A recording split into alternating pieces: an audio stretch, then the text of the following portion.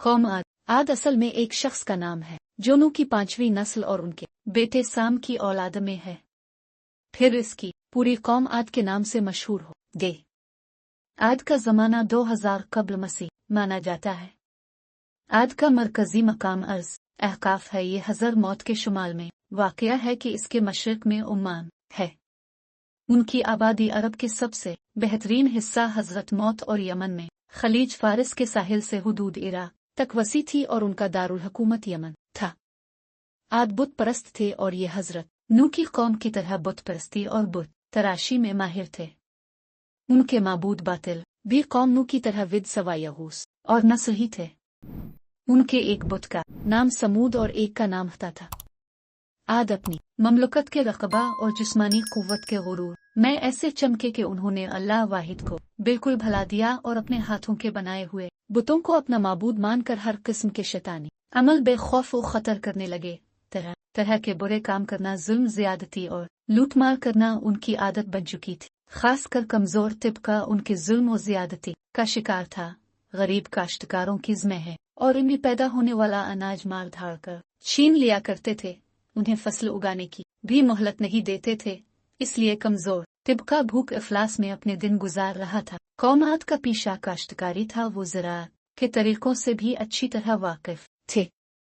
इसके अलावा पहाड़ों की चट्टानें काट कर उन पत्थरों से मजबूत इमारतें बनाते, पहाड़ों और गारों में भी रहते थे। पत्थरों से शिकार करते थे, जानवरों को आग में भून कर खाते। आद लोग ऐश इशरत की जिंदगी बसर करते थे, लेकिन गरीब और मोहताजों का ख्याल नहीं रखते थे। भूखों को खाना नहीं खिलाते, बल्कि उनके पास जो कुछ भी खाने के लिए होता छीन लिया करते थे। जो लोग अल्लाह को भूल कर पत्थरों को पूजते हैं, उनके दिल रहम से खाली होते हैं। आद की कौम भी मूर्तियों को पूजती थी और उनके आगे सजदा करती थी। तब अल्लाह ताला ने उन्हीं में से एक पैगंबर हजरत हूद को मबूस फरमाया। हजरत हूद आद की सबसे ज्यादा मुअज़्ज़ज़ शाह खुलूद के एक फर्द थे। सुर्ख सफेद रंग के और बड़े कद के थे। दाढ़ी भी बड़ी थी। आपका नसबनामा कुछ यूं है: हूद बन शाख बन अफखशद बन साम बिन नूह है। आप अपनी कौम के एक शरीफ खानदान से थे। उन्होंने अपनी कौम को अल्लाह ताला की तौहीद और उसकी इबादत की तरफ दावत दी और लोगों पर जुल्म व जबर करने से मिना फरमाया। मगर आद ने उनकी एक न मानी और उनको सख्ती के साथ झुटलाया और गुरूर और तकब्बुर के साथ कहने लगे, आज दुनिया में हमसे ज्यादा शान और शौकत का कौन मालिक है। मगर हजरत हूद मुसलसल इस्लाम की तबलीग में लगे रहे। वो अपनी कौम को अजाब इलाही से डराते और गुरूर और सरकशी के नताइज बताकर कौम नूह के वाकयात याद दिलाते और कभी इरशाद फरमाते, ए कौम, अपनी जिस्मानी ताकत और हुकूमत की शान पर गुरूर न कर, बल्कि अल्लाह का शुक्र अदा कर कि इसने तुझको ये दौलत बख्शी। कौम नूह की तबाही के बाद तुझको जमीन का मालिक बनाया, ऐशो इशरत दी, जमीन में रिज्क का सामान पैदा किया। तुम खेती बाड़ी करते हो, जमीन से अनाज हासिल करते हो।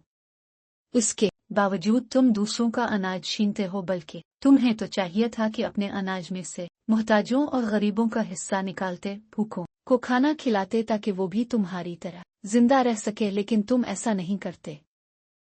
अल्लाह ने तुम्हें दिया है, इसका शुक्र बजा लाओ। हजरत हूद की नसीहतें सुनकर लोग जवाब देते, हमसे क्या चाहते हो? हम जो कुछ करते हैं हमारी अपनी मर्जी है। हम अपनी मेहनत से अनाज पैदा करते हैं। हम किसी भूखे को क्यों खिलाएं? हमारे पास जितना अनाज होगा हम इतने ताकतवर कहलाएंगे। हम वही करते हैं जो हमारे बाप दादा किया करते थे।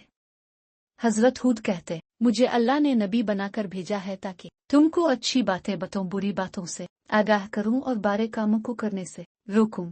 अगर तुम सीधे रास्ते पर नहीं चलोगे तो अल्लाह के इज़्ज़त से नहीं बच सकते।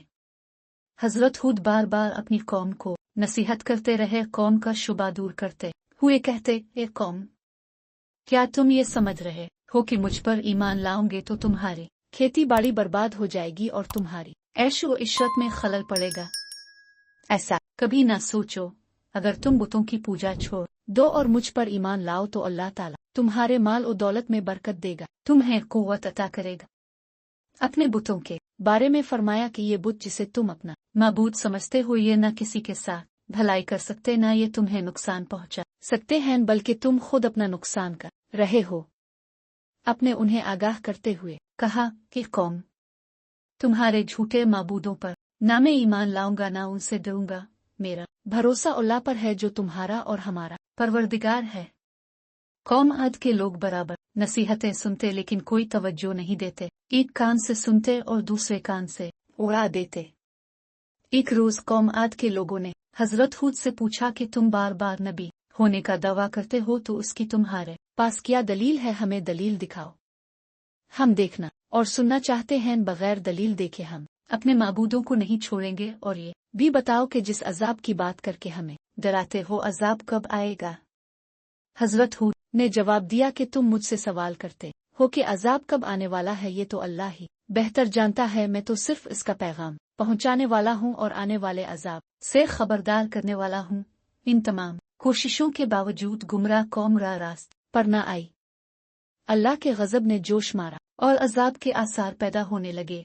बारिश न हुई, पानी की किल्लत बेहद बढ़ गई, खुश्की से जमीन चीखने लगी, कुनमें सूखने लगे, खेतों में आबपाशी के लिए भी पानी नहीं था, दरख्त पौधों की हरियाली मांद पड़ने लगी, फूल मुरझाने लगे।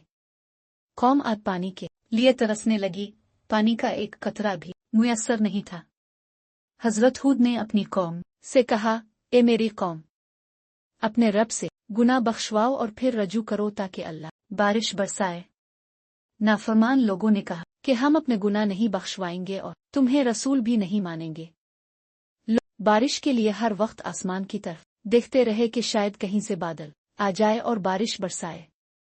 एक रोज ऐसा ही हुआ, बादल का एक टुकड़ा नजर आ गया, लोग देख कर खुश होने लगे कि अब बारिश होगी। हजरत हूद ने फरमाया, जो तुम देख रहे हो ये बरसने वाला बादल नहीं है, ये बादल नहीं बल्कि अजाब की अलामत है जिसकी मैं खबर देता था। उसका वक्त पहुंचा है, जो कुछ मुझे कहना था वो मैं कह चुका। जो लोग हजरत हूद पर ईमान ला चुके थे उनके बारे में हजरत हूद से अल्लाह ने फरमाया कि जो लोग ईमान लाए हैं उनको अपने साथ लेकर किसी महफूज मकाम की तरफ चले जाओ। चुनांचे हजरत हूद ईमान वालों को साथ लेकर निकल गए। शहर में अब कोई ईमानदार नहीं रहा। लोगों ने देखा कि आसमान पर बादल के टुकड़े तीर रहे हैं, हवाएं चलनी शुरू हुई। हुआ में इतनी तेजी थी कि पहले न किसी कान ने सुना न किसी आंख ने देखा था। देखते ही देखते आंधी चलने लगी, हर तरफ मिट्टी और धूल उड़ रही थी, बड़े बड़े दरख्त जड़ से उखड़ने लगे, हर तरफ अंधेरा छा गया, हर चीज हुआ में उड़ने लगी। हुआ के जोर से बड़ी मजबूत इमारतें भी गिर गईं, हर तरफ चीख और पुकार की आवाजें हुआ के शोर में दब कर रह गई।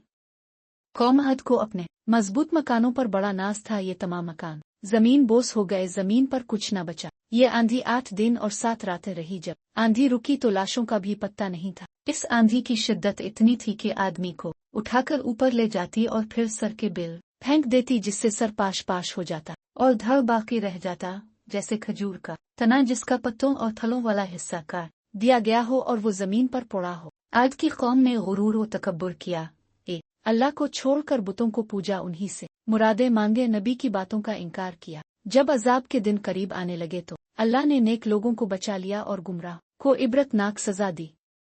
उनके तबाहशुदा शहर के खंडरात आज भी दर्स इबरत देने के लिए जमीन पर देखे जा सकते हैं। हजरत हूद का मकबरा हजर मौत में मकला से 90 मील शुमाल की जानिब है। इसके चारों तरफ खंडरात और कतबे कसरत से बिखरे पड़े हैं। लोग हर साल रजब के महीने में इस मकबरे की जियारत करते हैं।